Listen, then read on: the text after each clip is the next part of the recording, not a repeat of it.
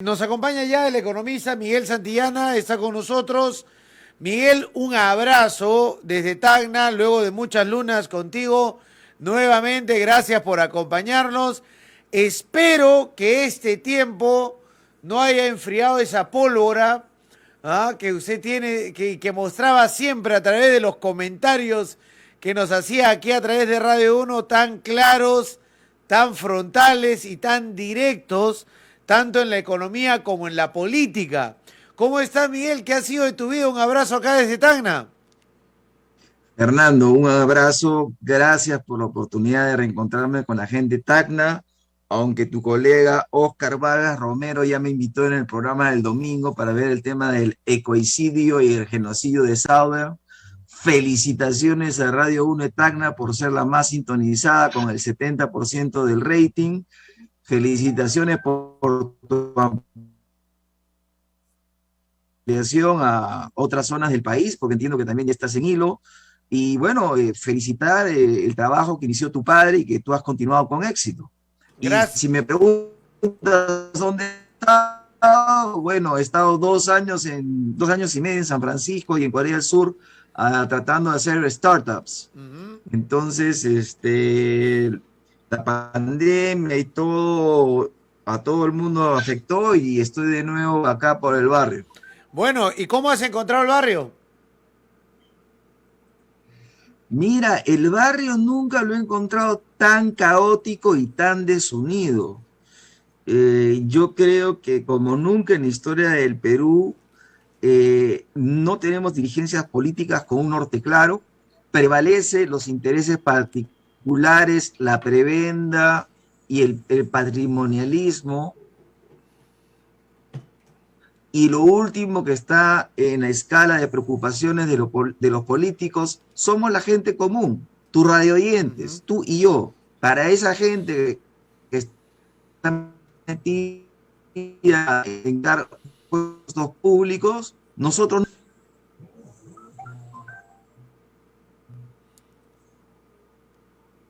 A ver, me parece que tenemos un problema ahí en la conexión, Miguel Ángel. ¿Aló, me Sí, escuchan? sí, hubo un problema en la Ya, conexión. Me decías ya. básicamente que no le interesamos a la clase política.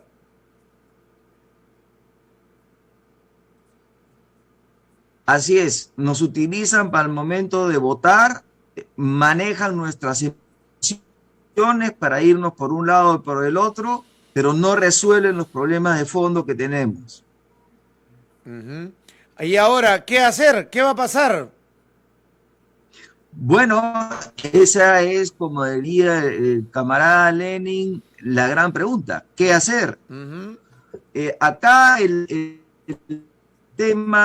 tema no basta con la caída del señor Castillo, Ujú. porque lo que ninguno de los vacadores te dice es qué hacemos al día siguiente. Tenemos un gran problema económico, un gran problema social dentro del Perú, y los vientos que vienen del exterior van a ser un huracán, un ciclón de tremendo tamaño, para el cual los peruanos no estamos ni informados ni preparados. Y no tenemos las autoridades que puedan guiarnos a través de esos difíciles tiempos que se nos vienen hacia julio, agosto de este año, por una crisis sistémica de la economía mundial en la área dólar y área euro, que va a arrastrar a todo el mundo. A ver, escúchame, me está diciendo que la cosa en la economía se va a poner peor entonces a lo que estamos viviendo en la actualidad, donde ya la población, el ciudadano de pie, está sintiendo el golpe con los productos de primera necesidad y eso no lo sabe el gobierno, no lo sabe la clase política, no le interesa actualmente a la clase política en el país. Mira, lo que tú has visto de inflación no es nada. Los precios de los commodities a nivel internacional van a seguir subiendo. El precio del petróleo va a seguir subiendo. Todo le van a echar la culpa a la guerra de Ucrania. Mentira. La guerra de Ucrania es una excusa para todo lo que está sucediendo. En ese sentido, analiza, lee todos los diarios, pregúntate cuál político se interesa del escenario internacional y cómo eso nos afecta. Te doy unas cifras para que nos pongamos en contexto y veas la gravedad de lo que estoy diciendo. Mira, el año 1980, cuando éramos 17 millones de personas, el Perú importaba 426 millones de dólares en alimentos. El año pasado, con 33 millones de personas, importábamos 3.300 millones en alimentos. La canasta de nuestro bitute es importado. Y te doy algunas cifras para que veas la magnitud del problema. En el año 1980 importabas 67 millones de dólares en trigo. El año pasado, 900 millones. En el año 1980 importabas soya por 36 millones. El año pasado, 1.355. Entonces, nuestra canasta de alimentos es importada y la única manera que podamos acceder a ella es que dispongamos de divisas.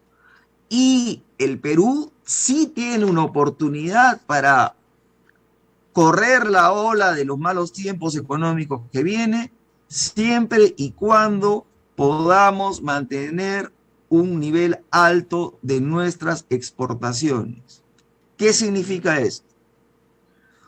Los términos de intercambio. ¿Qué son los términos de intercambio? Lo que nos pagan quienes nos compran,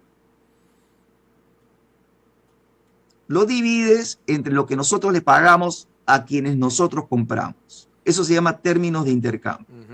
El mejor año de términos de intercambio fue en 1951, cuando el índice estaba en 129. Acuérdate, gobierno de Odría, guerra de Corea, justo en esos tiempos llegan tus amigos de Southern a Toquepala.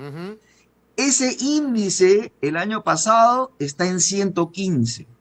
Quiere decir que los precios por lo que nos pagan nuestro oro, plata, estaño, etcétera, están en alza y con la crisis internacional van a subir.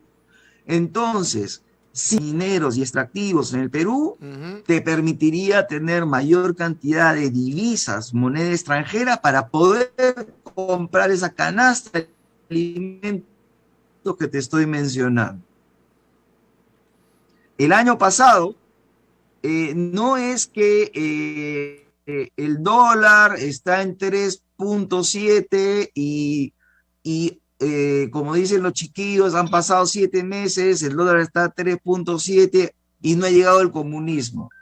No es que no haya llegado el comunismo. El año pasado hemos tenido la balanza comercial más grande de la historia del Perú. Entre lo que vendimos afuera y lo que compramos del exterior, la diferencia fue a nuestro favor de 14.700 millones de dólares. Récord. Por lo tanto, el Banco Central tiene dólares ante cualquier ataque especulativo. ¿Ok? Ahora, ¿cómo mantenemos esto en el tiempo? Como te digo, que las operaciones extractivas y a la agroexportación se le deje trabajar y salir adelante. Ahora, tú y yo debemos discutir bajo qué condiciones se hacen esas actividades. Justicia ambiental, justicia para los trabajadores, etcétera. Y eso podemos seguir hablando. Claro, pero ahí me queda algo también claro, es decir, tampoco, porque he escuchado, por ejemplo, en las banderas de este gobierno, el tema de una segunda reforma agraria, que podría en cierta medida ayudar al tema de la canasta básica familiar en nuestro país y equilibrar también más a nuestro favor el tema de tener los productos más baratos, más al alcance o algo para la producción industrial, pero no siento que haya ese tipo de políticas a desarrollar. Más parece un saludo a la tribuna, una segunda reforma agraria que cuando se anunció la gente miraba el tema de que llegó Velasco con Castillo y luego se desinfló como un globo rápidamente y no siento que se llegue a esos sectores de producción o se apoye a esos sectores de producción de productos básicos, más el desarrollo de la agricultura en el país ha estado en la costa, destinados a lo que viene a ser los productos de la agroexportación, que sí le da divisas al país, pero en equilibrar la canasta interna, no siento que, por lo menos en las últimas, en décadas, el Perú haya desarrollado en estos temas. A ver, pongamos los números. Tierra de disposición agrícola en el Perú, 4.5 millones de hectáreas. Población económicamente activa dedicada a la agricultura, 1/3 de la población económicamente activa del Perú, que son 15 millones, le sacas 1/3, más o menos 4,5, 5 millones de personas se dedican a la agricultura. El milagro agroexportador, que nosotros vemos que exporta alrededor de 7,000 millones de dólares al año y creciendo, se ha realizado en una extensión de tierras de 250,000 hectáreas. Ya. ¿Ok? Del universo de 4.5 millones de hectáreas, el milagro lo has hecho en 250,000.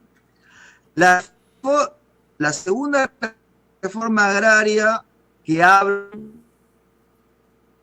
que pomposamente la utilizar a la gente más humilde de una manera vil. ¿Por qué?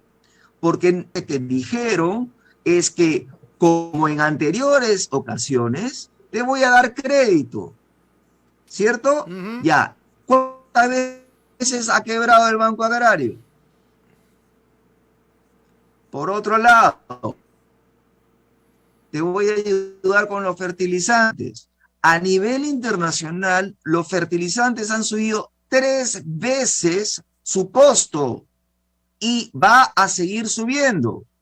Entonces, el Estado va a tener una política de hidrocarburos en general, va a haber una banda de precios de hidrocarburos porque el petróleo se va a disparar, no se va a quedar donde está. Y la razón por qué no se va a quedar donde está es muy simple. ¿Te acuerdas que tenemos a todos nuestros amigos verdes del cambio climático y todas esas cosas?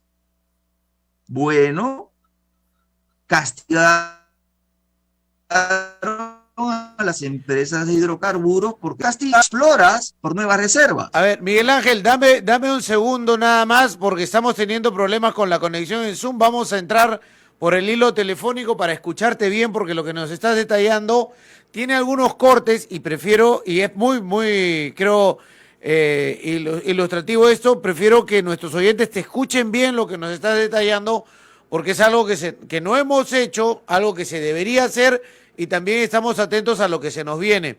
Te pido que retornemos al tema de los 4,5 millones de hectáreas y de los 250,000 que se han utilizado. En ese punto nos hemos quedado ya ilustrados. A partir de ahí, por favor, explícanos. Ya, mira, gracias por la comunicación de nuevo. Lo que nos pasa es el pésimo servicio que tenemos de telecomunicaciones y nadie nos defiende. Mira, la historia del sector agrario es el siguiente. Según el último censo agrario, existen 4.5 millones de hectáreas agrarias, en las cuales la mayor parte, el 80% de esas tierras, el propietario tiene menos de 5 hectáreas. Vale decir, es un jardinero. No puedes hacer economías de escala y cosas por el estilo en ese tipo de extensión agraria. El milagro agroexportador se hizo en las 250,000 hectáreas que pueden ir creciendo en la costa, y conozco de primera mano proyectos en Tacna que van a ampliar la zona de agroexportación en Tacna. Entonces, tú me preguntabas la segunda reforma agraria. No hay ninguna segunda reforma agraria. Y en primer lugar, no hemos terminado la primera reforma agraria. Te recuerdo que los mandatos de expropiación del gobierno revolucionario de la Fuerza Armada siguen vigentes y todavía hay procesos de expropiación y procesos de entrega de bonos que no han terminado. Pasemos a la segunda reforma agraria. ¿Qué cuento nos dijeron? Extensión agrícola, crédito agrícola y fertilizantes. De extensión agrícola y crédito agrícola no han cambiado lo que las ONGs han dicho en los últimos 50 años y han fracasado. Y en el tema del costo de los fertilizantes han subido 3 veces. Y el cálculo es que va a subir 5 veces. Con esos costos, el productor peruano no es competitivo. ¿Qué tiene que hacer el productor peruano? Asociaciones de productores para hacer masa, digamos, volumen, para poder ingresar en mejores condiciones en los mercados. Eso que el campesino que tiene menos de 5 hectáreas negocie con el camionero que llega a su zona, eso está en detrimento de la familia campesina y en detrimento del consumidor, porque ese camionero se la pasa a otro camionero y a otro camionero y termina en el mercado mayorista de Tacna para después terminar en el mercado minorista de tu barrio. Entonces, ese esquema no nos sirve ni al productor ni al consumidor final peruano. ¿Y cómo lo cambias? Bueno, pues, hay nuevas formas asociativas que llega con cooperación internacional, que uno analiza el terreno donde produce el campesino y te dice qué cultivo es apto para ser cultivado en esas tierras. Ya. 2, estandarizas la calidad del producto. Ese producto estandarizado de distintas unidades productivas, haces volumen y lo vendes al por mayor. Entonces ya existen estos esquemas en Israel, no te voy a mentir y soy transparente, yo represento una empresa israelita que tiene estas tecnologías y lo que se busca no solamente es que se venda el producto en mercado peruano. Estos señores te lo colocan en las grandes cadenas de supermercados del mundo que están en Ámsterdam, en Estados Unidos, y se vende por mayor para todos los supermercados del hemisferio norte. Por lo tanto, el campesino recibe mucho más que venderle al camionero que pasa por ahí. Ya. Pongamos el caso un poco más hacia el sur y quizás hacia Tacna y hacia Moquegua, porque, por ejemplo, a ver, me pregunto, no tenemos la capacidad, o cómo se podría tener la capacidad de siquiera en 2 productos emblemáticos, tener la capacidad del análisis de rendimiento, de pago, de costos de producción, de productos como la aceituna, por ejemplo, o el orégano, que en el caso de la aceituna es comprada en Tacna, llevada a Chile y etiquetada como aceituna Zapa y exportada al mundo por los chilenos, o en el caso del orégano de la Sierra de Tacna, comprado en Candarave, llevado a Chile, mezclado por su aroma con el chileno y vendido como producto chileno. O sea, esas cosas que podrían empezar a empoderar a los agricultores en la costa y en la sierra, no podrían cambiar, no podrían mejorarle la economía a los agricultores de costa y sierra. Mira, hace años tú me llevaste a la famosa zona franca de Tacna. Uh-huh. Hace años que tienen ese elefante ahí. Ustedes podrían poner las fábricas que tú me mencionas ahí, y porque es zona franca, vender a un precio más competitivo el olivo procesado y el orégano procesado. No te tienes que ir a Chile. Uh-huh. Entonces ya tienen que ver los empresarios y el gobierno regional tener visión para utilizar lo que ya tienen. Ya tienen la zona franca. ¿Hace cuánto que la tienen? ¿30 años? Uh-huh. Y ¿Y cómo mover esto en el país? Porque ves a los campesinos produciendo papa y luego por el precio de la papa perdiéndose en la sierra. A ver, el Perú es el país originario de la papa, creo que hay más de 4.000 variedades de papa y cada papa tiene un uso particular. Lo que tú tienes que hacer es estandarizar la calidad de producción que tengas de la variedad que quieras para poder hacer contratos de venta de esa papa a distintos tipos de consumidor. Hay una papa para hacer estas papas fritas que te las venden en bolsa, papas fritas para el pollo a la brasa y cosas por el estilo. Entonces lo que tienes que hacer es organizar a los campesinos y enseñarles mejores técnicas de cultivo. Si se puede, llegar con papas y semillas mejoradas. Ese producto final tiene que entrar a una cadena de comercialización en las cuales deben haber la menor cantidad de intermediarios, porque mientras más intermediarios hay, mientras más manos hay, más le cuesta al consumidor final. No sé si me explico. Sí, sí, sí. Entonces, los campesinos sí se pueden organizar. Yo no estoy hablando de la vuelta atrás de la colectivización de la tierra y cosas por el estilo. No, propiedad individual. Cada uno es responsable de lo que produce, pero que sea un producto estandarizado que pueda hacer volumen con el resto y venderlo. Esa es la idea que te estoy dando. ¿Y de dónde debe partir la iniciativa? ¿Del sector público? Para eso tienes toda esta historia del Ministerio de Energía y Minas, mejor dicho, del Ministerio de Agricultura, que yo no sé, pues tantos años, tanta experiencia y tanto personal, que seguro ya lo están llenando de gente Perú Libre, como tú estás hablando de agencias de empleo. Lamentablemente la gente que ponen en los cargos no tienen nada que ver con conocimiento, sino por ser miembro de un partido y tener un carnet, y también, como tú has mencionado, tener algún tipo de prontuariado que te da mayor puntaje a la hora de calificarte para el puesto. Pero eso es lo que necesitamos. Sí se necesita extensión agraria, por supuesto que sí.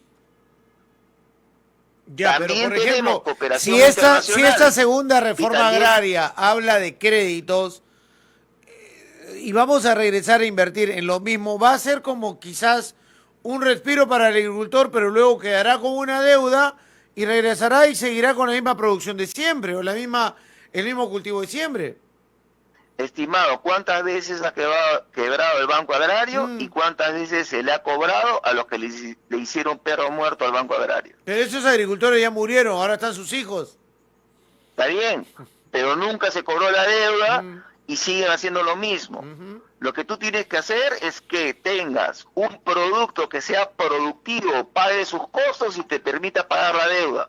Eso es lo responsable. Porque si no, va a ser siempre el famoso crédito agrario, va a ser un subsidio que tú y yo vamos a pagar. Porque cada quiebra del Banco Agrario le hemos pagado todos los peruanos. Ahora, tú me dices que esta situación que estamos viviendo en estos momentos con respecto al tema de la inflación y al tema del efecto internacional que hay, que se pone a la guerra de Ucrania, ¿va a ser peor? ¿Vamos a tener para julio, agosto una situación peor? ¿Por qué? Total, mira, te aburriría porque ayer me bajé las cotizaciones de los precios de los commodities en el Chicago Board of Trade, en la Bolsa de Valores de Nueva York, donde se cotizan los commodities, maíz, soya, leche, carne vacuna, etcétera. Los precios, o sea, ellos hacen contratos a futuro. Los contratos a mayo y los contratos a junio ya te están dando una inflación de 20 a 30% en menos de 4 meses. De 20 a 30%, a eso llegaríamos. Sí, por tipo de producto. Claro. Y hay un índice interesante que es o sea, te hablo pues maíz, soya, leche, carne lo que importamos, etcétera, etcétera. Pero hay un índice que resume todo lo que se llama el índice Bloomberg de alimentos. Y no lo tengo acá, estoy dejando buscar mis papeles, pero ese índice Bloomberg te marcaba que para mayo era 126 y para junio era 140. Ya. O sea, ese índice que es el resumen de todo, te está indicando que eso va a subir. O sea, todo lo que Vitute va a subir. Todo lo que nosotros importamos para comer acá, que va la harina y la soya principalmente. Así es. Ya. Y eso lo van a importar, va a llegar y nos van a pasar el costo final a nosotros, para que lo entienda la gente. Ahora, otro problema que tenemos en el Perú es la estructura de mercado que tenemos. Las estructuras que tenemos en el Perú en diversos mercados y que eran prohibidos por la Constitución o se debieron regular de acuerdo a los entes reguladores del Estado, es que tenemos oligopolios de todo tipo. Y en estructuras no competitivas de mercado, los oligopolios trasladan sus costos de una manera más rápida al consumidor. Ya. Si tú tuvieras una economía realmente de mercado, vale decir, varios compradores, que somos nosotros, y varios vendedores, los vendedores asumirían parte del costo aumentado y reducirían sus márgenes de ganancia. Pero como estamos en una estructura oligopólica, ellos tienen la ventaja. Y nos lo trasladan todo a nosotros. Así es, caballero. Pero no, acá no estoy diciendo que estoy en contra del capitalismo. Yo soy capitalista. Lo que estoy en contra son las estructuras no competitivas de mercado que el Estado peruano no ha sabido regular. Donde se ha tenido primero monopolios y posteriormente oligopolios, que son estructuras que están controlando las empresas y que ellas nos trasladan inmediatamente el costo a nosotros. No compiten entre ellas, no hay competencia. Así es. Entonces, cuando tú te preguntas por qué el Perú tiene una de las tarifas más altas de electricidad, tarifas más altas de internet, tarifas más altas de uso de celular, tarifas, todo tipo de tarifas, tú vas a ver que los precios peruanos están en el top de los rankings de América Latina. Y uno se pregunta, ¿y cómo así no nos ha defendido OCIPTEL, OCIPTRAN, todas estas reguladoras? ¿Para qué existen? ¿Han defendido al consumidor? Las intervenciones de Indecopi y los procesos de Indecopi, ¿no has visto que han sancionado concertaciones de precio de papel higiénico o el precio del pollo 8 años, 10 años después de haber sucedido el evento? A nosotros como consumidores, ¿qué me importa que lo sancionen después de 8 años? Yo quiero hoy. ¿Y cómo cambiar eso? Bueno. ¿Una nueva constitución? No, la Constitución está bien. La Constitución dice que existen los entes reguladores. La trampa, estimado Fernando, está en el detalle, como decía nuestro amigo Cantinflas.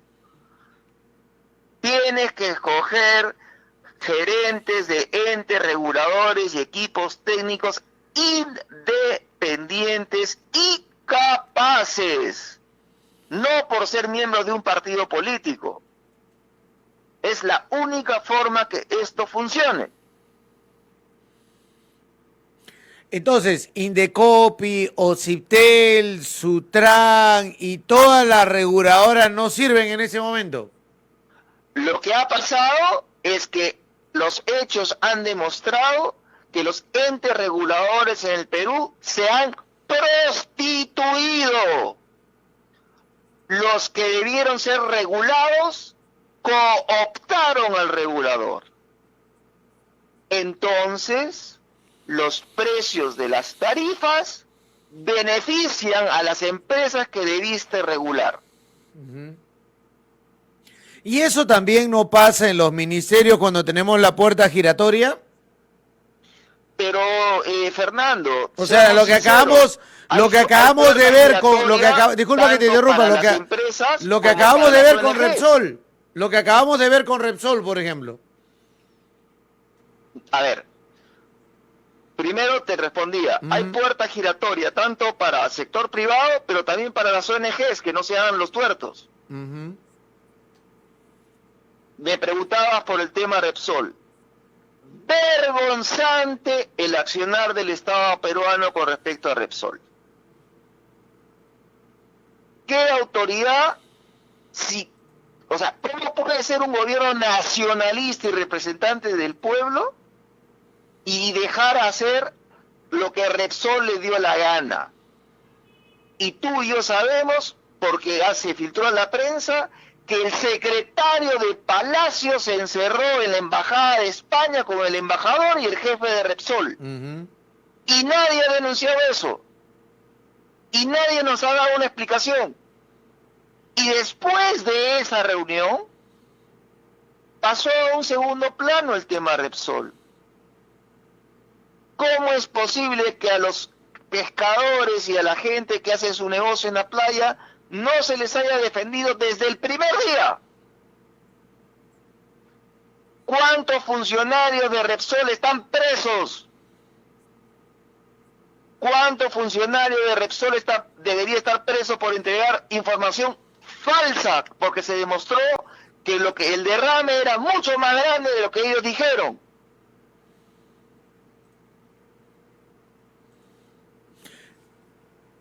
Miguel Ángel, ¿y esto no es, Miguel, efecto del capitalismo? Viejo, el capitalismo nunca dijo que esto era el Far West. El capitalismo tiene reglas de juego y para eso necesitas instituciones que funcionen y que hagan que los mecanismos del mercado revelen los precios. Y en el Perú entonces no tenemos capitalismo, ¿qué tenemos entonces? Lo que tienes Un remedio en el Perú, para que quede claro, eso es lo que se llama un capitalismo de amigos. Estos amigos buscan rentas. Esto es una distorsión del capitalismo. Lo que tú tienes es, y tú lo sabes muy bien, en el Perú no hay derecha. En el Perú lo que hay son grupos económicos del poder, grupos económicos que se meten a la cama con quien detente el poder.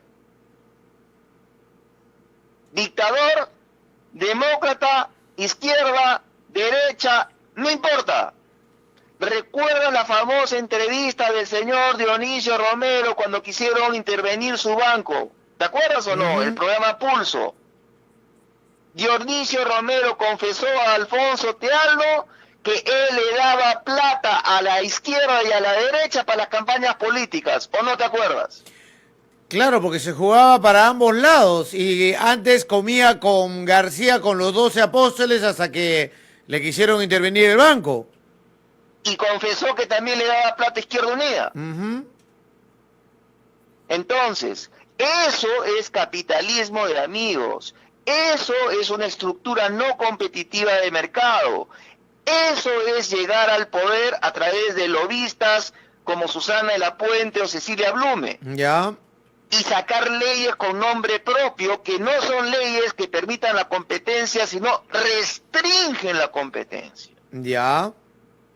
Entonces, eso no es capitalismo, pues. Ya, ahora, los peruanos creo que sabemos eso, o entendemos eso, y sabemos lo que pasa. Por algo votamos en su momento por un Toledo, por un Humala o por un Castillo. A ver, lo que pasa es que has votado por las personas que has mencionado, puesto que supuestamente el enemigo es el capitalismo y nosotros te ofrecemos una alternativa de sociedad que sea más igualitaria, más empática, más comprensiva de todas las naciones que involucran el ser peruano. No, o porque veo que otros se hacen ricos y yo soy excluido. Ya pues, Ujú. por eso es que te llamo el capitalismo de amigos. porque son los amigos los que consiguen la ley para que los otros no entren a competir contigo. ¿Y esos Lo gobiernos sí que se ha llegan descubierto están en el al Perú, servicio de ese ¿por qué crees que capitalismo los de peruanos amigos? somos un país de emprendedores? Somos emprendedores porque a pesar de todas estas cuchipandas que hacen a nivel alto del poder, el señor emolientero, el contrabandista de Tacna, el señor ferretero, ha aprendido que chambeando se puede salir adelante. Ya, pero eso no es emprendedor, es sobrevivencia. Discúlpame. Estoy sobreviviendo con lo poco que puedo todos, conseguir estimado porque el Fernando. Estado A ver, no te me escucho. sirve para nada y porque otros se hacen cada vez más ricos con nuestra riqueza, con nuestras tierras, con nuestros recursos naturales y minerales. Está bien. Acabas de ver cómo tienes una refinería que se hace multimillonaria y los pescadores, váyanse ustedes a ver dónde pescan lo que tenían para lo artesanal en su verano. A ver, pero yendo al caso de Repsol, Y te doy estoy 2.000 diciendo que es una soles, vergüenza creo. el accionar del Estado peruano. El Estado peruano tiene sus reguladoras, o EFA o Sinermin, que debieron actuar inmediatamente para sancionar a la empresa. Y no lo hicieron. Entonces, no es un tema de que es un problema, la economía del mercado no funciona. Por supuesto que funciona. Cuando sucedió en Estados Unidos un caso parecido con Deepwater, la multa a la empresa British Petroleum fue de 13.000 millones de dólares. Por eso te digo que cuando hay entidades del Estado que funcionan, controlas, comillas, los males del capitalismo. Ya, Acá no ha habido pero nadie si que no podemos, si sancione tenemos por un haber sancionado a capitalismo, Repsol. pero si tenemos un capitalismo de amigos, entonces el capitalismo no funciona en el Perú. Te digo que sí hay niveles, o sea, existe el capitalismo de amigos, por eso tenemos los grupos económicos que dominan la mayor parte de los mercados. Mercado farmacéutico, mercado Ya. de alimentos, mercado de gasolinas, etcétera.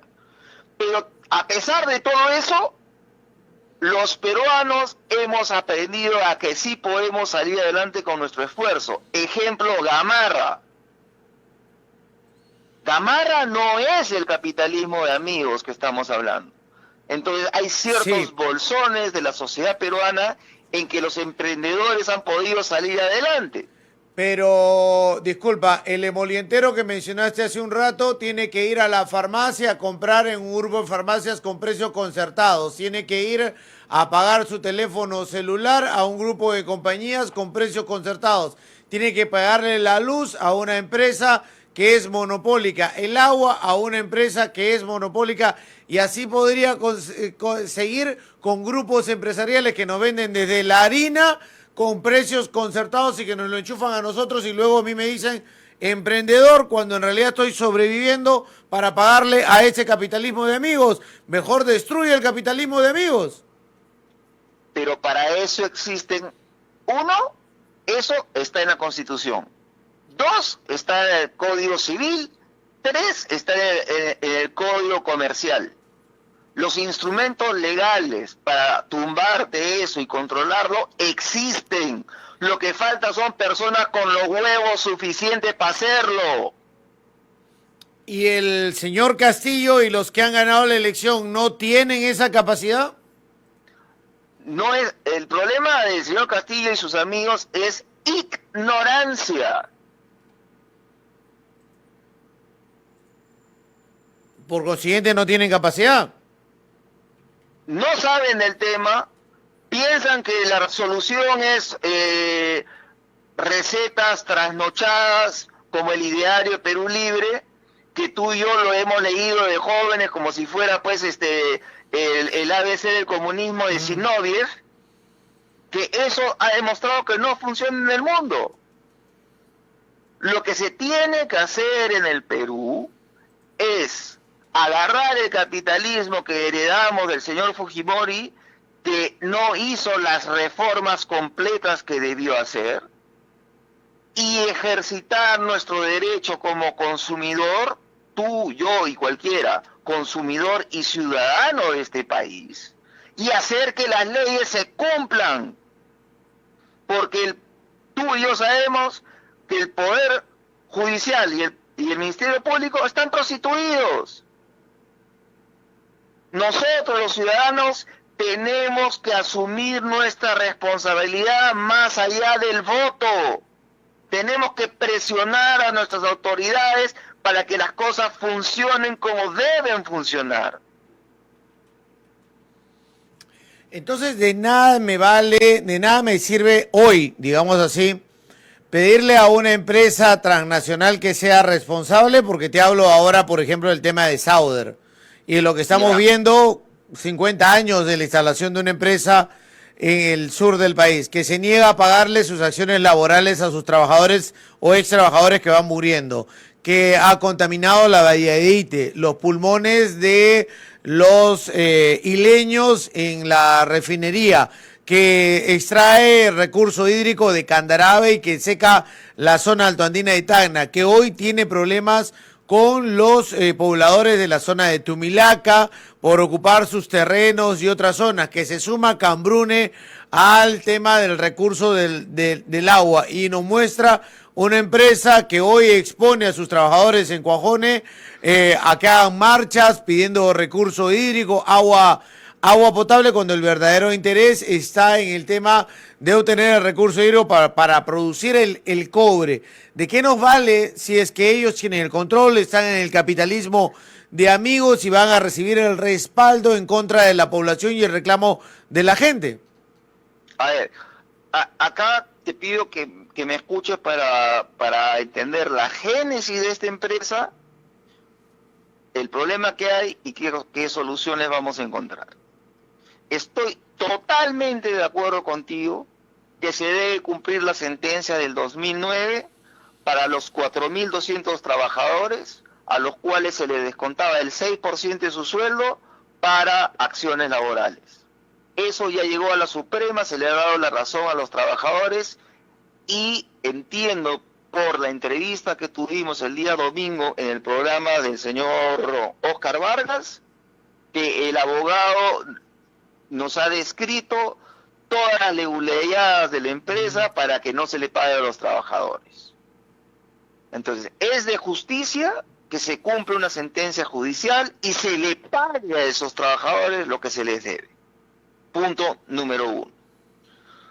Punto número 2. Entendamos cuál es el monstruo que tenemos al frente. Saben, Perú llega al Perú, Guerra de Corea, 1954 sacan Toquepala. 1962, refinería de hilo. La refinería de hilo, por sus chimeneas, botaba dióxido de azufre. El dióxido de azufre, si te acuerdas tu química básica de colegio, se combina con la humedad del ambiente, H2O, más SO2, te da ácido sulfúrico. Y que lo que tú has tenido es lluvia ácida en el Valle de Moquegua durante 30 años. Y has quemado las plantaciones del Valle de Moquegua. Pero debes también entender, bueno, luego vino la explotación de Cuajone en 1976, que el gobierno militar de la Fuerza Armada forzó a Sauder a que haga el proyecto porque si no les quitaba la concesión. Pero Fernando, tú y yo somos conscientes que las leyes ambientales en el Perú llegaron en los 90s. La empresa en los 50s, en los 60s y en los 70s operó de acuerdo a las leyes vigentes del Perú. Recién en los 90 llegaron las leyes ambientales. Te puedo solamente interrumpir, hay que recordar que los relaves iban al mar en la bahía de Ite. Totalmente de acuerdo. Y no había ley que se lo impida. Entonces, en los 90 vienen las leyes ambientales y, si mal no recuerdo, Alan García fue de las últimas cosas que firmó antes de irse. Entonces, todas las empresas, no importando el rubro, tuvieron que hacer su programa de adecuación al medio ambiente, PAMA. Y los nuevos proyectos tenían que hacer su estudio de impacto ambiental.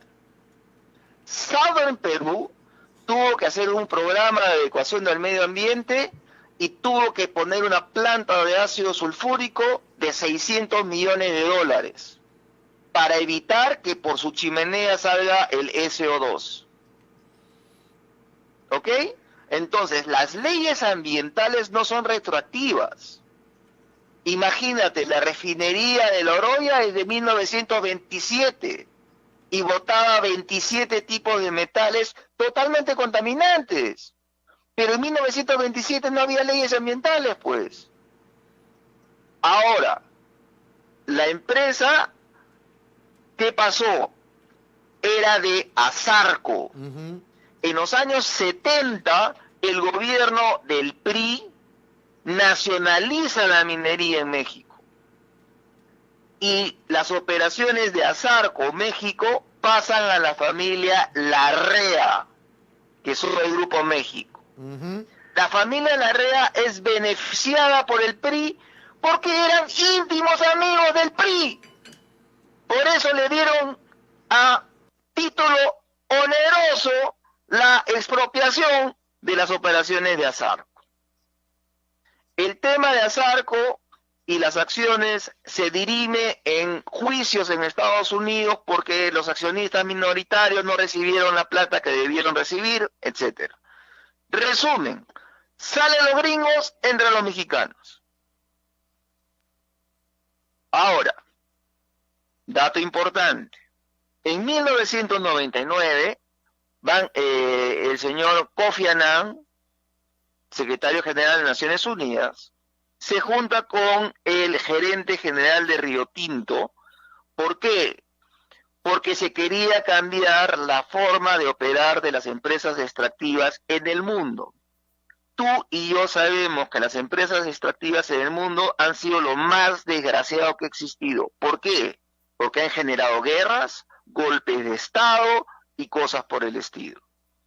Entonces, el documento de investigación que se hace con las empresas y el Banco Mundial se evacúa en la reunión del G7 de Toronto en el año 2002.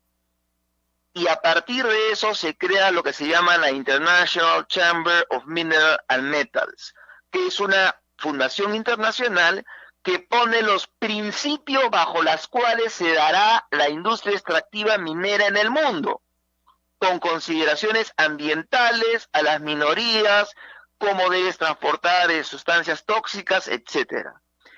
Las empresas de categoría mundial se adhieren a la ICMM porque creen en esos principios. La ICMM manda misiones inopinadas a las operaciones de sus socios y levantan informes. Y se hacen informes condenatorios año a año para que sus miembros rectifiquen. Y son informes públicos, no escondidos debajo de la mesa. Entenderás que quienes no aparecen ahí son las empresas chinas, por ejemplo. Entonces, ya hay estándares mundiales de cómo hacer operaciones. Por otro lado, hay una iniciativa que se llama Extractive Industry Transparency of Information, EITI. El Perú es signatario de eso. ¿Qué significa? Que las empresas extractivas que operan en el Perú informan a la opinión pública cuánto han pagado por impuestos. Este modelo ha sido mejorado, porque ahora no solamente la información es cuánto han pagado por los impuestos, sino que el Estado nos dice a los peruanos en qué han gastado esa plata. Entonces ya tenemos dos instrumentos que nos permiten a los ciudadanos controlar a las empresas. En el caso particular que tú me hablas de Southern, cierto, hay capitalismo de amigos, puertas giratorias y cosas por el estilo. Pero hoy, tú y yo y la población de Tacna podemos hacer fuerza para que cambie Southern la forma de hacer sus operaciones en Moquegua y Tacna. Y la ley, la justicia y los tratados internacionales nos dan la razón. No es que ir a quemarle las instalaciones a estos señores, no estoy hablando de eso, sino usar los instrumentos internacionales, la Constitución y la ley que me da el Perú, para hacer que estos señores cumplan la ley. Y por otro lado, el tema de agua, inclusive ya tengo un diseño de cómo tener agua desalinizada y bombeada a las partes altas, y acabaste con la guerra del agua. ¿Por qué la empresa se niega a estos temas tan esenciales en esas épocas, como por ejemplo el cumplir una sentencia de las acciones laborales y a cambiar la matriz del agua? Por lo que hemos hablado, usos y costumbres. Pero son responsables si hay acuerdos, temas medioambientales, acciones que tienen que desarrollar, ¿por qué no las ponen en práctica? Una vez más, porque nadie tiene los pantalones para encarrilarlos y ponerlos en vereda. Si hay una sentencia judicial, el Poder Judicial tiene que hacer que cumpla, pues. Hay lo que se llaman acciones de cumplimiento. Entonces, que el Poder Judicial se ponga los pantalones y le diga, oiga señor, yo hice una sentencia en 2009, estamos 2022, 13 años después, usted sigue meciando a la gente.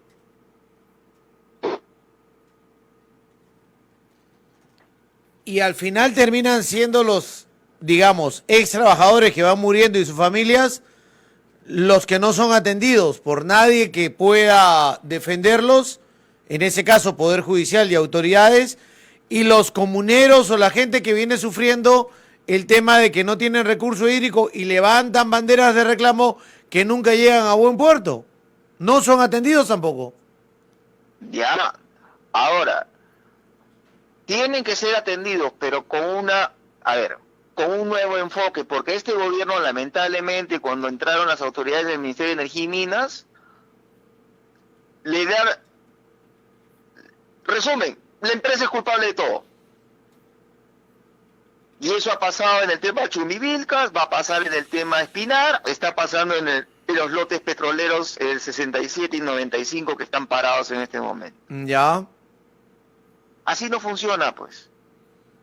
Es una mesa tripartita, Estado, ya, comunidades, empresa. La empresa tiene que cumplir las leyes del Perú, el Estado es garante de la ley, y tú sabes que tiene el monopolio de la violencia, y las comunidades tienen leyes que las protegen. Entonces, esa es la mesa que tienes que negociar. Ya, pero y a las empresas hacerlas cumplir la ley. Que una empresa cumpla la ley no es comunismo, no es socialismo. Ya, es hacer cumplir la ley. Ya, pero a ver, hasta antes de Castillo lo que la gente ha sentido es que una pata de la mesa, una mesa de tres, que es el Estado, está del lado de la empresa. Hoy, lo digo yo, siento que la pata del Estado no funciona, no sirve. Porque debería tener una pata que sea al centro y nos lleve a acuerdos, a conversar, a llegar a acuerdos entre la empresa y las comunidades, la empresa y los ex trabajadores, y que haga que las normas se respeten y se cumplan. Si la empresa tiene que cumplir, buscará los mecanismos para cumplir con los ex trabajadores de la empresa y sus acciones laborales. Y si la empresa tiene afectaciones, digamos en el caso de Tumilaca, sobre propiedad comunal, se tiene que definir eso y tendrá que buscar la forma de llegar a acuerdos con la comunidad. Antes se venían y te metían bala.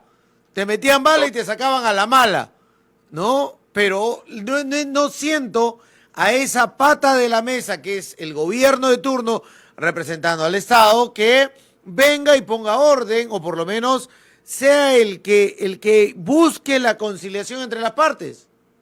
Ok, mi primera respuesta es que el Estado peruano en este momento está liderado por una organización criminal que no sabe dónde está parado. Punto número uno. El Estado tiene que ser el fiel de la balanza y hacer cumplir la ley a ambos lados. Yo tengo que decirle a esa empresa, cumple tu sentencia judicial. 2, tienes que negociar con las comunidades. Cuando tú llegaste a esa zona en 1954, las comunidades valían nada ante los ojos del Estado peruano. Tú lo sabes. Acuérdate que recién se le da el voto a analfabeto en la Constitución del 79. Entonces, el 54 para el Estado peruano, Tumilaca no significaba nada. Ahora las cosas han cambiado. Hay un nuevo escenario. Y en ese nuevo escenario las comunidades tienen algo que decir y algo que reclamar, y con justa razón. Lo que pasa es que la empresa se ha conchavado desde su experiencia de los 50, que ellos negociaban con el Estado de repente en un almuercito en el Club Nacional y todo se cerraba. Bueno, pues el Estado tiene que demostrarles que ya no se resuelven los problemas en el Club Nacional, que yo como Estado te voy a hacer cumplir la ley, y la ley dice que tienes límites máximos permisibles para contaminar el aire, el agua, la tierra, y te lo voy a hacer cumplir, por más que sea mi pata. Discúlpame, a esa altura, viendo lo de Tumilaca, lo de Sauder, lo que se suma a Cambrune, de la zona Altantina de Moquegua, ¿no sería óptimo, me pregunto ahora que converso contigo, que la problemática de Sauder se ponga en una sola agenda y que una a regiones que tengan problemas con la empresa minera en acuerdos para ir solucionando todos los señalamientos que tiene la empresa minera aquí en el sur del país? A ver, Sauder en Perú se ha hecho odiar a pulso. ¿Estás de acuerdo conmigo? Exactamente, es como, disculpa que te interrumpa ahí, decir Grupo México en México, ¿no? Y acá son Claro. lo mismo, es Grupo México, solo que le ponen Sauder Perú y representan a los Larrea. Así es. Entonces, pongámoslo en términos marqueteros. Sauder es una marca con yaya. Tú mencionas Sauder y la mayoría de la gente de Tacna y Moquegua tiene una mala opinión de la empresa. Por toda la historia que pasó, por los 30 años de lluvias ácidas, por todos los problemas que han habido, por ver que los problemas que habían se negociaban en Lima y se zurraban en la población. Ok, esa empresa tiene que cambiar, los tiempos han cambiado y la forma en que se administran industrias extractivas, tienes el ejemplo contrario al costadito. Ahí tienes el costado Anglo American, con Quellaveco, que le está enrostrando en la cara a pocos kilómetros cómo se deben hacer las cosas. O sea, Sauder ya tiene que dejarse, disculpa mi francés, ya tiene que dejarse de cojudeces.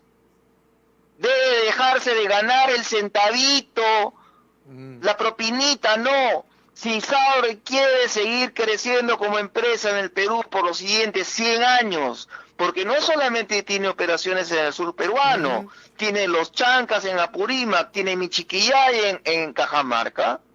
Si quiere que esas poblaciones acepten su presencia, sabiendo todo el pasado que tiene que cambiar de actitud. Mucho del problema de Tía María, por más que hayan extremistas y cosas por el estilo, tiene que ver con la mala referencia del nombre Sauder para el poblador común del Valle del Tambo. ¿Por qué? Porque el valle que sigue, el Valle de Moquegua, le jodieron la vida por 30 años. Entonces tiene un mal pasado, pues. Entonces tienes que limpiarte de tu pasado cambiando de actitud. No hay otra forma. La política de comprar autoridades desde el gobierno o acercarse a autoridades del gobierno, o por ejemplo, como sucede siempre, cada 4 años, gobernador que asume, gobernador que se lo llevan de viaje, autoridad que se acerca, alcalde que va, le ofrecen óvulo, y sencillo, ¿puede seguir practicándose por parte de Sauder? Mira, Porque esas siempre van a encontrar un prácticas vendido. Siempre van a ubicar un vendido. están prohibidas a nivel internacional. Y Sauber cotiza en la Bolsa de Valores de Nueva York. Si se descubre lo que tú me has dicho, es sancionado en la Bolsa de Valores de Nueva York. Pero Ya no están para pendejadas a nivel nacional, porque eso se sanciona en los mercados internacionales y es pasible de denuncias penales a nivel internacional. Pero empezando el periodo de los dos gobernadores de Tacna y de Moquegua, ¿se los llevaron a Canadá a una feria de minería internacional? Está bien, eso es el IPC, que es una reunión anual, que es la reunión de minería más importante del mundo, donde se encuentran los que ofrecen proyectos mineros y los que financian proyectos mineros. ¿Ok? Y el Perú siempre tiene una representación y le gusta que vayan yo he estado, es en la ciudad de Toronto, por si acaso, a mí nadie me pagó. Eso te iba a preguntar, ¿te llevó la plata. minera? ¿Te llevó la minera? Nadie me pagó. Ya. Yo fui de mi plata. Y lo puedo demostrar. Pero la idea de la presencia de los gobernadores regionales, la vez que yo fui, se llevaron al presidente de Apurímac, porque Apurímac es el futuro centro minero del Perú. Entonces, el señor fue a exponer qué cosa es Apurímac y qué come la población de Apurímac y qué cosa había en Apurímac para explotar. Eso no es ningún delito. Ya, pero ¿y allá no pueden aprender en Canadá, por ejemplo, lo que es la minería en esos países? Ya te he dicho, la minería tiene estándares internacionales. Claro. Que remito a las personas que nos están escuchando que entren a Google y busquen I latina C M M, que es la institución que estoy mencionando y que está traducida en castellano. Entonces, esos son los principios bajo los cuales operan hoy las empresas mineras. ¿Tú tendrías hoy en Canadá, en Europa, en Estados Unidos, en Australia, una cancha o un depósito de relaves acá en Perú llamado Quebrada Honda, que le tiras todos los relaves y luego empieza a filtrar por uno de los lugares, por una de las partes bajas, como un agua de manantial, toda la contaminación, y de eso haces agricultura para la agroexportación? A ver, si tú eres miembro del ICMM, hay toda una política para canchas de relave. ¿Ok? Número 2. En el Perú, las empresas mineras pueden hacer uso del agua de la cuenca y devolverla con una calidad de agua 3. ¿Qué significa calidad de agua 3? Una calidad de agua que te permita que los animales beban o que puedas sembrar plantas. Yo no sé la calidad de agua que está saliendo de esa cancha de relave. No puedo opinar al respecto. Lo que sí te puedo contar y que poca gente conoce, el tema del Valle del Tambo.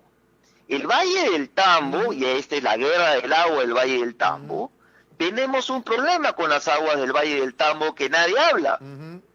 El sur peruano es volcánico. Sí.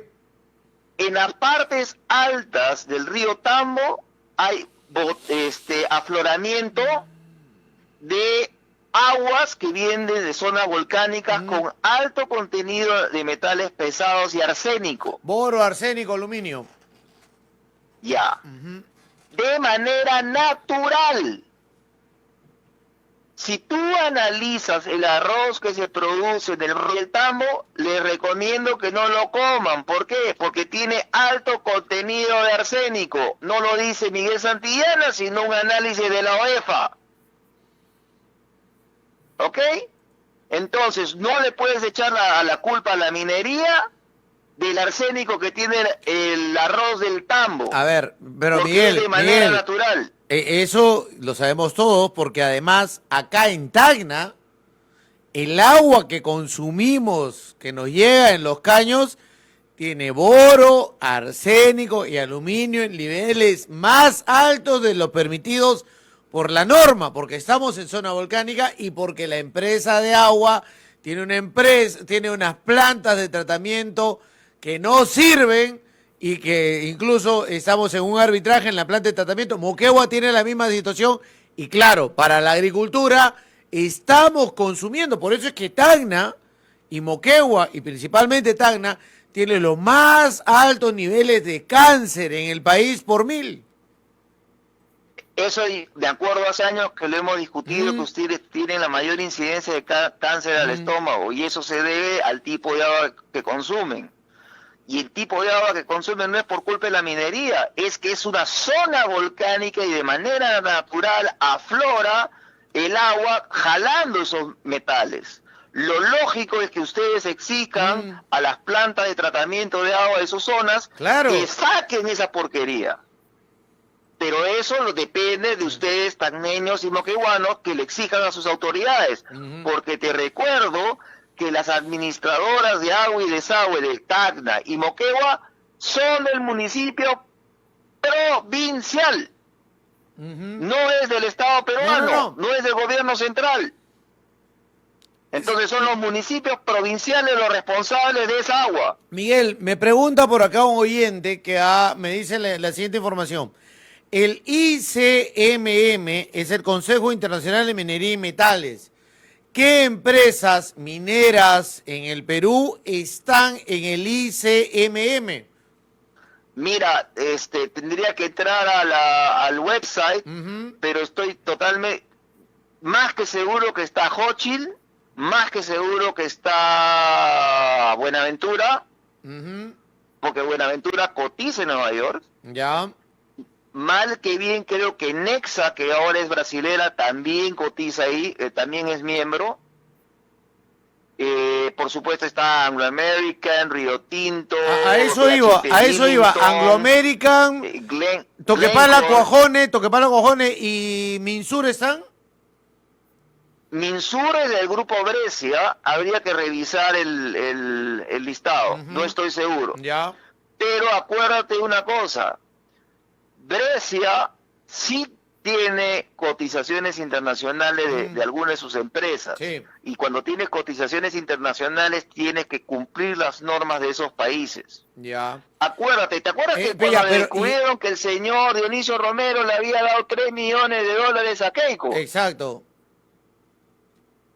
Bueno, hubo todo un show en la Bolsa de Valores de Nueva York porque eso no había sido declarado, inclusive lo pueden votar del presidente del directorio todos los accionistas del grupo de crédito. ¿Por qué? Porque el grupo crédito tiene accionistas internacionales ya, y esos accionistas no fueron informados. Pero eso no lo van a hacer.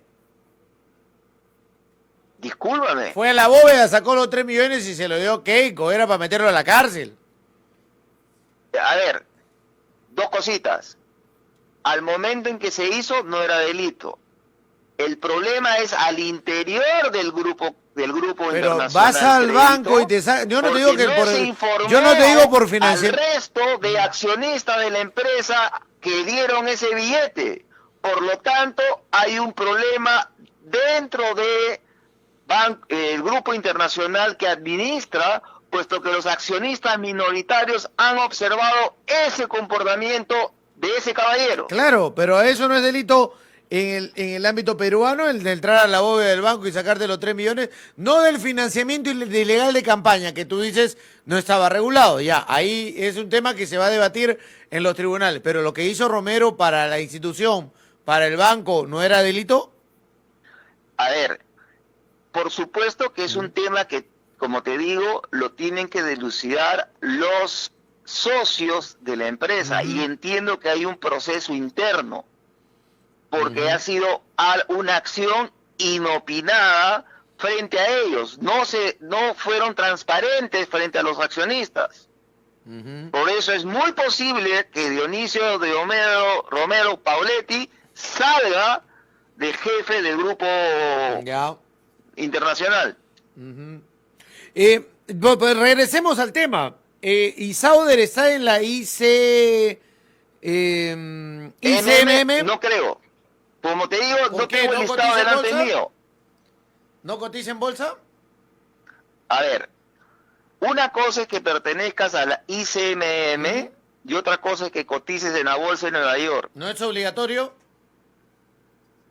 Discúlpame. No es obligatorio. A ver, no. No. ICMM te adhieres voluntariamente. Ya. Para estar en la bolsa de Nueva York tienes que cumplir todas las normas de la bolsa de Nueva York y estás sujeto al Securities and Exchange Commission de Estados Unidos. Ujú. Si ellos cometen un delito, un juez federal en Estados Unidos los puede meter presos. Ya. Entonces Sauder no sabe, pues. Habría que revisar el listado de ICMM porque no lo tengo delante mío. Ujú. Bueno, me están recibiendo, me dice mi coordinadora, varias llamadas telefónicas aquí en la radio felicitando por la entrevista. Y era lo primero que te había un poco indicado al iniciar la entrevista. Mantenga el filo de las entrevistas que habíamos tenido antes de que viajaras al extranjero y te agradezco por estar de regreso con nosotros ahora. Me escriben por acá de que Minsur sí está en el ICMM, me acaba de comentar un compañero, una persona que, mejor dicho, un oyente a través del WhatsApp. Me preguntan también si has leído el libro El triunfo de la dignidad de Napoleón Gómez Urrutia. No tengo el gusto. Si me lo envían, con Ya. gusto lo leo y Yo sí lo he leído. Le digo al oyente. Necesitamos dignidad. Lo No, que le más digo- nos le- han afectado es en nuestra dignidad. Le digo al oyente que yo sí lo he leído, pues me estaba preguntando eso también, pero no lo venden acá en Perú, lamentablemente. Yo se lo pedí a Wilson. ¿Tú lo pediste por dónde, Wilson? ¿Amazon? Ya, es un libro de un ahora senador mexicano que era dirigente de los mineros que fueron perseguidos por el Grupo México y que reclamaron por un derrumbe al interior de una de las minas de carbón del Grupo México y que tuvo varios muertos y que la mina nunca los buscó, los dejó enterrados y que ahora es un senador de Morena y que en su momento tuvo incluso que pedir exilio, en Canadá y estuvo varios años en Canadá, solamente pudo regresar a México elegido de senador y tiene ese libro que se llama El triunfo de la dignidad, incluso con López Obrador y con ese senador, cuando recién asumieron, empezaron las excavaciones para encontrar los restos de las personas que no habían sido recuperados en una explosión en esa mina de carbón. Gracias al oyente que me da el dato, porque te da el perfil no de Sauder, sino del Grupo México, que es la matriz de la empresa y el manejo. Hay muchos detalles ahí de, si no me equivoco el nombre, Miguel Larrea, que es el presidente del Grupo México. Uh-huh. O sea, volvemos a lo que ya te decía. Uh-huh. Hay que entender quién está detrás de la empresa. O sea, ¿cuáles son los usos y costumbres? Digamos las cosas, Miguel, años? digamos las cosas claras. González Rocha es empleado de estos señores. A ver, González Rocha es familiar de estos señores porque está casado con la familia. Ya, pero es el que les reporta de acá, no es el que manda. Los que mandan son los Larrea. Pero por supuesto, él se ha casado con una señora Larrea, por eso es familia. Uh-huh. Y anda, vete a Perú, le dicen. Oye, y a cada rato meten la pata acá en Perú, ¿ah? Mira, es un señor como Aníbal Torres. Ya llegó a cierta edad, tiene cierta incontinencia verbal y como tiene los usos y costumbres del manejo del PRI en México, piensa que puede hacer los usos y costumbres del PRI en México en el Perú. Uh-huh. Y entiendo que varias autoridades se lo han permitido. Y como empresa no se dan cuenta de el desprestigio, la mala imagen que tienen a nivel Perú, por lo menos. Mira, ¿lo saben? Oye, El costo de su prepotencia a lo largo de la historia, su descuido de su relacionamiento con las comunidades, las zonas locales. Imagínate el costo. Hace 10 años tienen parado Tía María, 2.500 millones de dólares. A eso iba, porque yo recuerdo en esa época tenía un señor Sierra acá en Hilo, si no me equivoco, y eso fue un golpe así contra la pared, lo de Tía María para ellos, y nunca reaccionaron a eso. O sea, más allá de su plan comunicacional en Canal N y en los medios de Lima, creyendo de que con Lima y con la relación con el gobierno iban a conseguir voltear esto, no lo lograron. No los ha llevado a un cambio. Y no hablo con los medios de provincias, hablo con la gente que está en su entorno, con las poblaciones que están cercanos a ellos. Y esos 10 años después te demuestras cuando vemos a Candarave, a Tumilaca y a otras zonas reclamando que no han movido un dedo en esos temas. Es que, repito, fueron tan confiados que compraron la maquinaria por adelantado y la tienen empaquetada, tirada en el desierto. Se gastaron 450 millones de dólares. Si yo fuera del directorio de Grupo México, voto a los responsables por ser tan estúpidos. Entonces, ejemplo de costo de oportunidad por portarte mal y dejar una mala imagen y no hacer ningún esfuerzo por cambiar de actitud, cambiar de gerencias, cambiar de acercamiento a la población, es que no le va a salir Tía María, y no le va a salir Los Chancas, y no le va a salir mi Chiquillay, porque ya hemos dicho, es una marca con yaya, tiene un mal pasado, y tienen que hacer un esfuerzo enorme, para cambiar la opinión que tenemos en función de la historia que han tenido en el Perú. Yo no quiero que se vayan, yo no quiero que dejen de operar, yo quiero que trabajen de acuerdo a la ley del Perú, paguen los impuestos que tienen que pagar en el Perú y que saquen el mineral que necesitamos y que paguen sus impuestos, su canon y regalías. Y por otro lado, que ayuden en generación de proyectos a nivel distrital, regional y local que sean exitosos. Algo que se nos está pasando por alto, Sauer sí ha hecho cosas por la educación, por eso Moquegua tenía los mejores ratios de educación en el Perú. No podemos desconocer que ciertas cosas sí las han hecho. No hay que ser tampoco malagradecidos. Bueno, Tacna es el número 1 en educación en realidad los últimos 3 años, ¿ah? Ok, Tacna, pero ha habido una inversión en salud y educación en las zonas donde ellos operaban, en especial desde la época de los gringos. ¿Ok? Bueno. Eso hay que reconocerlo.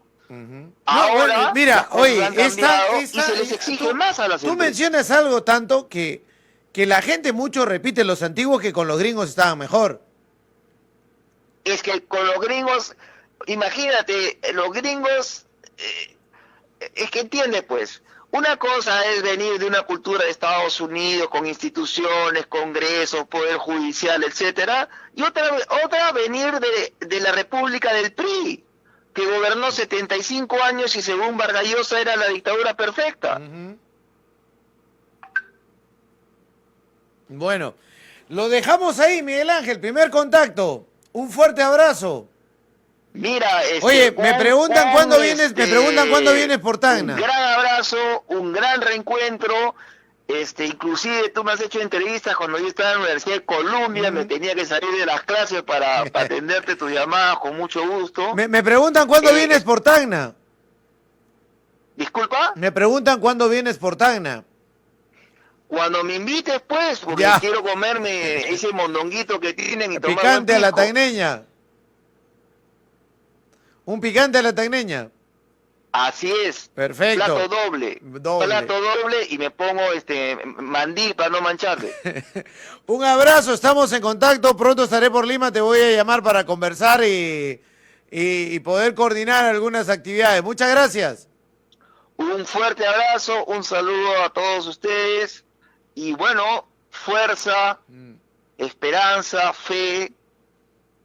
Nosotros unidos, peruanos, podemos salir adelante. Los políticos son una porquería. nos han traicionado, nos van a seguir traicionando, lo único que nos queda somos nosotros, los civiles organizados. Muy bien, gracias por estar con nosotros.